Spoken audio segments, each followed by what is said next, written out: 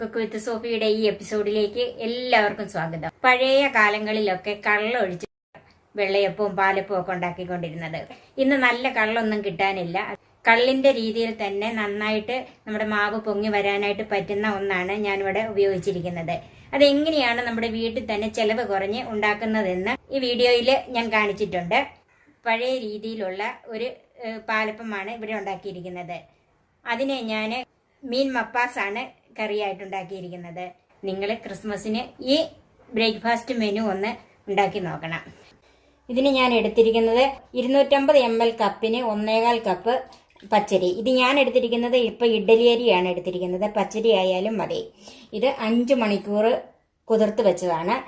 നമ്മൾ ചോറ് വെക്കുന്ന അരി കഴുകുന്ന പോലെ 3-4 പ്രാവശ്യം കഴുകി കഴിഞ്ഞാണ് ഇത് കുതിർത്ത് വെച്ചിരിക്കുന്നത്. ഇത് ഞാൻ വീട്ടിലുണ്ടാക്കിയ കള്ളെന്ന് വേണേ പറയാം. 2 തേങ്ങയുടെ വെള്ളം, 1 ടേബിൾ സ്പൂൺ പഞ്ചസാര കലക്കി, അതായത് പഞ്ചസാര ശരിക്കും അലിഞ്ഞു വരണം. നമ്മൾ സ്പൂണോട് കലക്കുമ്പോൾ അത് ഒരു ദിവസം റൂം ടെമ്പറേച്ചറിൽ മൂടി വെച്ചിരുന്നതാണിത്. ഇപ്പൊ ഇതിന് കള്ളിന്റെ മണവും രുചിയുണ്ട്. ഞാൻ അതുകൊണ്ട് ഇതിന്റെ അകത്ത് ഈസ്റ്റ് ചേർക്കുന്നില്ല. പിന്നെ എല്ലാ തേങ്ങാവെള്ളത്തിനും ചിലപ്പോൾ ഒരുപോലെ കള്ളിന്റെ മണം പിറ്റേ ദിവസം വന്നെന്ന് വരികയില്ല. അങ്ങനെ ഉണ്ടെങ്കിൽ ഒരു കള്ളിന്റെ മണം നമുക്ക് ആ വെള്ളത്തിന് തോന്നിയില്ലെങ്കിൽ 1/4 ടീസ്പൂൺ ഈസ്റ്റ് കൂടെ അരയ്ക്കുന്ന കൂടെ ചേർത്തരച്ചാൽ മതി. ഇപ്പം എനിക്കിതിന് കള്ളിന്റെ നിറവും മണവും രുചിയൊക്കെ തോന്നുന്നത് കൊണ്ട് ഞാൻ ഇതിന്റെ കൂടെ ഈസ്റ്റ് ചേർക്കുന്നില്ല. ഈ തേങ്ങാവെള്ളത്തിൽ തന്നെയാണ് ഈ അരി അരച്ചെടുക്കുന്നത്. ചോറിന് പകരം ഞാൻ എടുത്തിരിക്കുന്നത് 1/4 കപ്പ് അവല്. ഇത് ബ്രൗൺ അവലാണ് ഞാൻ എടുത്തിരിക്കുന്നത്. അത് 15 മിനിറ്റ് കുതിർത്തത്. അവലൊരു 15 മിനിറ്റ് കുതിർത്താൽ മതി. അന്നേരം തന്നെ നന്നായിട്ട് കുതിർന്നു വരും. 1 ടേബിൾ സ്പൂൺ പഞ്ചസാര. ഇതിനകത്ത് ഞാൻ തേങ്ങായോ തേങ്ങാപ്പാലോ ചേർക്കുന്നില്ല. അതിന് പകരം പശുവും പാലാണ് ചേർക്കുന്നത്. അത് മാവ് പൊങ്ങിയതിന് ശേഷമേ പാലൊഴിച്ച് എടുക്കുന്നുള്ളൂ. ഉപ്പ് അന്നേരം മാത്രമേ ചേർക്കുന്നുള്ളൂ.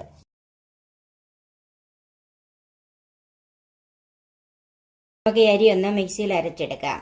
ഈ അരി എടുക്കുന്നതിന് പകരം വറുത്ത അരിപ്പൊടി എടുത്താലും മതി. അതും ഈ കള്ളൊഴിച്ച് തന്നെ വേണം കലക്കി വെക്കാനായിട്ട്. അരി ഒരു 3-4 പ്രാവശ്യം കഴുകിയിട്ട് വേണം കുതിരാനിടാൻ. ഇതിൻ്റെ അകത്തേക്ക് കുതിർത്ത് വെച്ചിരിക്കുന്ന അവല് ചേർക്കാം. ഞാനിത് വലിയ ജാർ എടുത്തുകൊണ്ട് ഒന്നിച്ചാണ് അരയ്ക്കുന്നത്.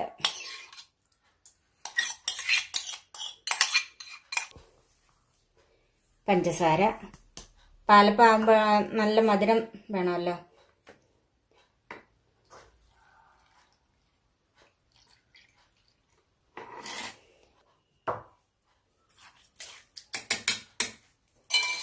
നമുക്കിനി ഇതൊന്ന് നന്നായിട്ട് അരച്ചെടുക്കാം. ഇപ്പം അരി നന്നായിട്ട് അരിഞ്ഞിട്ടുണ്ട്. ഇത് കണ്ടോ, നല്ല പേസ്റ്റായിട്ട് അരിഞ്ഞിട്ടുണ്ട്. പാലപ്പത്തിനാകുമ്പോൾ ഇതുപോലെ തന്നെ അരയ്ക്കണം. നമുക്കൊരു പാത്രത്തിലേക്ക് മാറ്റാം.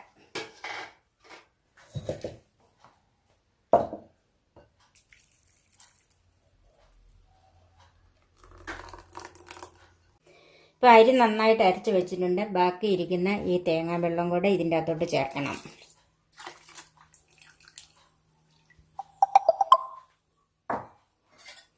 ഇത് ഏകദേശം ഒരു 2 കപ്പ് തേങ്ങാ വെള്ളം ഉണ്ട്.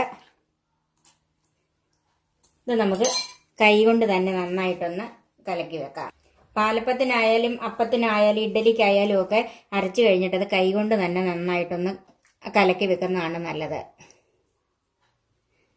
ഇത് നമുക്ക് മൂടി വെക്കാം. 6 മുതൽ 8 മണിക്കൂർ വരെ ആയെങ്കിലേ ഇത് പൊങ്ങുള്ളൂ. ഈസ്റ്റ് ഇതിൻ്റെ അകത്ത് ചേർത്തിട്ടില്ല. അതുകൊണ്ട് ഉപ്പും പാലും ഒക്കെ നമുക്ക് അതിന് ശേഷം ചേർക്കാം.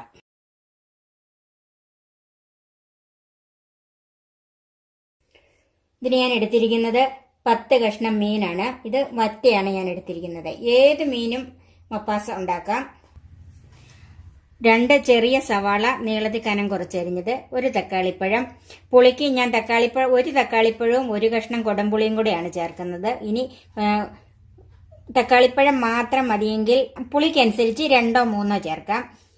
1 ചെറിയ കഷ്ണം ഇഞ്ചി അരിഞ്ഞത്, 3 അല്ലി വെളുത്തുള്ളി ചെറുതാക്കി അരിഞ്ഞത്, 3 പച്ചമുളക് അരിഞ്ഞത്, 1/4 ടീസ്പൂൺ കുരുമുളക് ചതച്ചത്, 1 ചെറിയ കഷ്ണം കറുവാപ്പട്ട, 2 ഏലക്ക, 4 ഗ്രാമ്പൂ. ഇത് ചെറുതായതുകൊണ്ടാണ് 4 എണ്ണം എടുത്തത്. 1/2 ടീസ്പൂൺ കാശ്മീരി മുളക് പൊടി, 1 ടീസ്പൂൺ മല്ലിപ്പൊടി, 1/4 ടീസ്പൂൺ മഞ്ഞൾപ്പൊടി, 1 ചെറിയ കഷ്ണം കൊടംപുളി കുതിരാൻ വെള്ളത്തിലിട്ടിരിക്കുന്നത്. കുറച്ച് വെള്ളം മതി. ബാക്കി നമ്മൾ തേങ്ങാപ്പാലിലാണ് ഇത് വേവിക്കുന്നത്. തേങ്ങയുടെ 1-ാം പാല് 2-ാം പാല്. 1 കപ്പ് തേങ്ങയിൽ നിന്ന് പിഴിഞ്ഞ് 1/2 കപ്പ് വെള്ളം ഒഴിച്ച് പിഴിഞ്ഞെടുത്ത 1-ാം പാലും 1 കപ്പ് വെള്ളം ഒഴിച്ച് പിഴിഞ്ഞെടുത്ത 2-ാം പാലും. വെളിച്ചെണ്ണ, കറിവേപ്പില, ഉപ്പ്.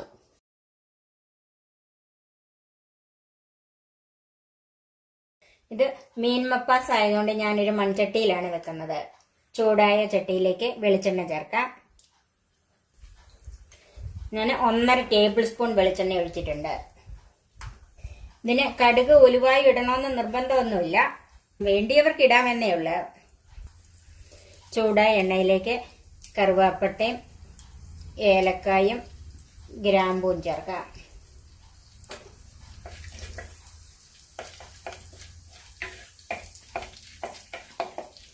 ഏലക്കായും ഗ്രാമ്പൂവും പട്ടയൊക്കെ മൂത്ത മണം വന്ന അതിലേക്ക് കുറച്ച് കറിവേപ്പില ചേർക്കാം.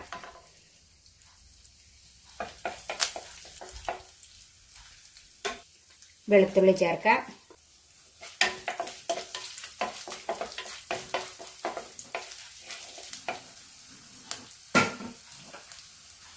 സവാള ചേർക്കാം. ഇഞ്ചിയും പച്ചമുളകും ചേർക്കാം. ഈ തക്കാളിപ്പഴം ഒന്ന് ചെറുതായിട്ട് അരിഞ്ഞു വെക്കണം.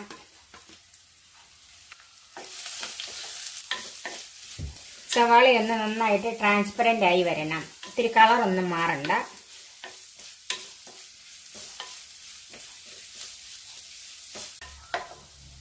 സവാള ട്രാൻസ്പെറൻ്റ് ആയിട്ടുണ്ട്. ഇനി അതിലേക്ക് തക്കാളിപ്പഴം ചേർക്കാം. ചെറുതായിട്ട് അരിഞ്ഞു വെച്ചിരിക്കുകയാണ്. തക്കാളിപ്പഴം നന്നായിട്ടൊന്ന് ഉടഞ്ഞു വരണം. കുറച്ച് ഉപ്പ് ചേർത്ത് കൊടുക്കാം.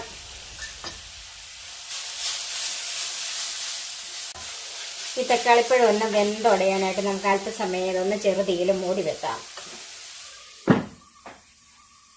നമുക്കൊന്ന് നോക്കാം.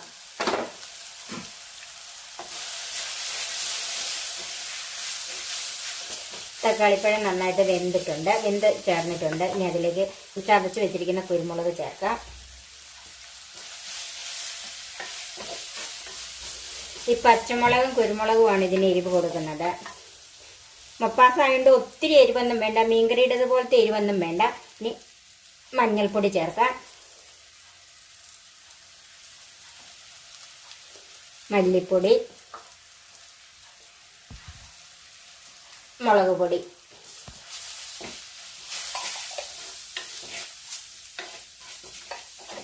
ഇതിന് ഗരം മസാല ചേർക്കുന്നതിലും നല്ലത് ഓൾ സ്പൈസസ് ചേർക്കുന്നതാണ്. ഈ മല്ലിപ്പൊടിയുടെയും മുളക് പൊടിയുടെയും ഒക്കെ ഒന്ന് കുത്തൽ, പച്ചക്കുത്തലൊന്ന് മാറി കിട്ടണം. ഇത് ചെറുതീയിൽ വെച്ചൊന്ന് വഴറ്റിയെടുത്താൽ മതി. ഇതിലേക്ക് നമുക്ക് കുടംപുളി ചേർക്കാം.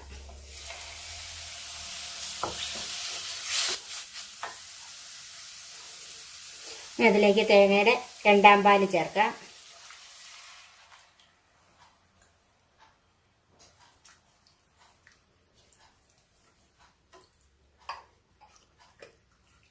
രണ്ടാം പാല് പോരെങ്കിൽ അല്പം വെള്ളം കൂടെ നമുക്ക് ഒഴിച്ചു കൊടുക്കാം. ഇനി ഇതൊന്ന് തിളയ്ക്കണം. 2-ാം പാൽ ഒഴിച്ച് ഗ്രേവി തിളച്ചിട്ടുണ്ട്. ഇനി അതിലേക്ക് നമുക്ക് മീൻ കഷ്ണം ഇട്ട് കൊടുക്കാം.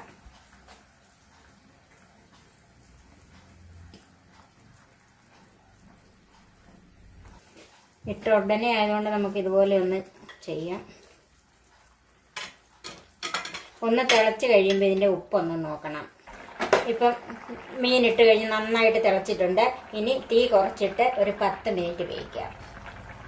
മൂടി വെക്കാം. ഇപ്പം മീൻ വേഗം വെച്ചിട്ട് ഒരു 10 മിനിറ്റ് കഴിഞ്ഞ് ഇനി ഒന്ന് നോക്കാം. ചാറൊക്കെ കുറുകി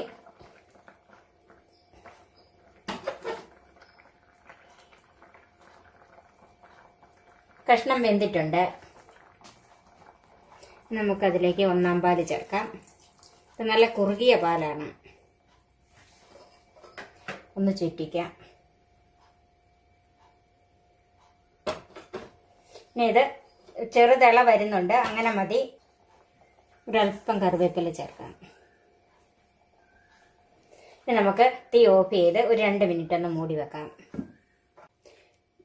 ഒന്നാം പാല് ചേർത്ത് കഴിഞ്ഞ് ഒരു 2 മിനിറ്റ് മൂടി വെച്ചതാണ്. ഇനി ഒന്ന് നോക്കാം. ക്രിസ്മസ് ബ്രേക്ക്ഫാസ്റ്റിന് അപ്പത്തിന്റെ കൂടെ കഴിക്കാനുള്ള മീൻ മപ്പാസ് റെഡിയായി. ഇനി നമുക്ക് സെർവിങ് ഡിഷിലേക്ക് മാറ്റാം.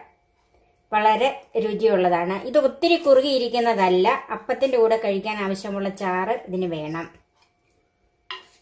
നിങ്ങളെല്ലാവരും ഇതൊന്ന് ട്രൈ ചെയ്ത് നോക്കണം. 8 മണിക്കൂർ മുമ്പ് നമ്മൾ പൊങ്ങാൻ വെച്ചിരുന്ന പാലപ്പത്തിന്റെ മാവ് പൊങ്ങി വന്നിട്ടുണ്ട്. ഈസ്റ്റ് ഒട്ടും ചേർക്കാത്തത് കൊണ്ട് ഇത് 8 മുതൽ 10 മണിക്കൂർ വരെ താമസമുണ്ട് പൊങ്ങാനായിട്ട്. ഇതിൽ നമ്മൾ ഉപ്പ് ചേർത്തിട്ടില്ലായിരുന്നു. ഉപ്പ് ചേർക്കാം.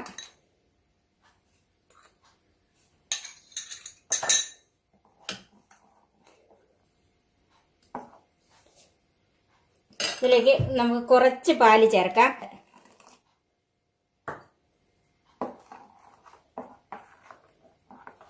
ഇനി നമുക്കൊരു 5 മിനിറ്റ് ഇതൊന്ന് അടച്ചു വെക്കാം. ഇപ്പം പാലും ഉപ്പും ഒക്കെ ചേർത്തതേ ഉള്ളൂ, അതുകൊണ്ടാണ് ഇങ്ങനെ അടച്ചു വെക്കുന്നത്. ഇപ്പം നമ്മൾ നന്നായി മിക്സ് ചെയ്ത് കഴിഞ്ഞ് 5 മിനിറ്റ് ഒന്ന് മൂടി വെച്ചതാണ്. നമുക്ക് പാലപ്പം ചുട്ടെടുക്കാം. അപ്പച്ചട്ടി ചൂടായിട്ടുണ്ട്. ഒത്തിരി ചൂടായി പോകരുത്. ഒത്തിരി ചൂടായി പോയെന്നാൽ മാവ് ഒഴിക്കുമ്പോഴത്തേക്കും ചുരുണ്ട് കൂടിപ്പോകും.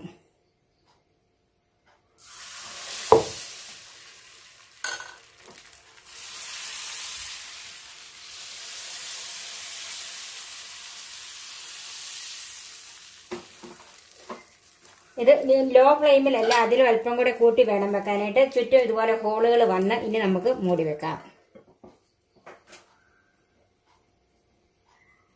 ഓരോരുത്തരുടെയും ചട്ടിയുടെ അടുപ്പിന്റെ ഒക്കെ ചൂട് അവരവർക്കറിയാമല്ലോ, അതുപോലെ വെച്ച് വേണം അപ്പം ചുട്ടെടുക്കാനായിട്ട്. ഒത്തിരി ചൂടാകരുത്, പെട്ടെന്ന് അടി കരിഞ്ഞും പോകും. ചിലപ്പോൾ നടുഭാഗം വേകാതെയും വരും.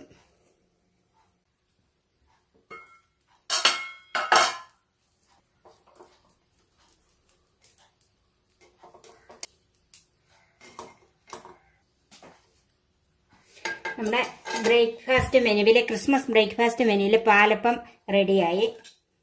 ബാക്കി നമുക്ക് ഇതുപോലെ ഉണ്ടാക്കിയെടുക്കാം. വളരെ സോഫ്റ്റ് ആണ് ഈ അപ്പം. നമ്മുടെ ക്രിസ്മസ് ബ്രേക്ക്ഫാസ്റ്റിനുള്ള പാലപ്പവും മീൻ മപ്പാസും റെഡിയായി. ഈ പാലപ്പത്തിൽ തേങ്ങയോ ഈസ്റ്റോ സോഡാപ്പൊടിയോ ഞാൻ ചേർത്തിട്ടില്ല. നല്ല സോഫ്റ്റായ പാലപ്പമാണിത്. നല്ല ചൂട് പാലപ്പം. നിങ്ങളെല്ലാവരും ഇതുപോലെ ഒന്ന് ഉണ്ടാക്കി നോക്കണം. ഈ ചാനൽ സബ്സ്ക്രൈബ് ചെയ്യാൻ മറക്കരുത്. എൻ്റെ ഫേസ്ബുക്ക് പേജ് ലൈക്ക് ചെയ്യാനും ഷെയർ ചെയ്യാനും മറക്കരുത്. നല്ലൊരു റെസിപ്പിയുമായി നമുക്ക് വീണ്ടും കാണാം. ഞാൻ സോഫി കുര്യാക്കോസ്.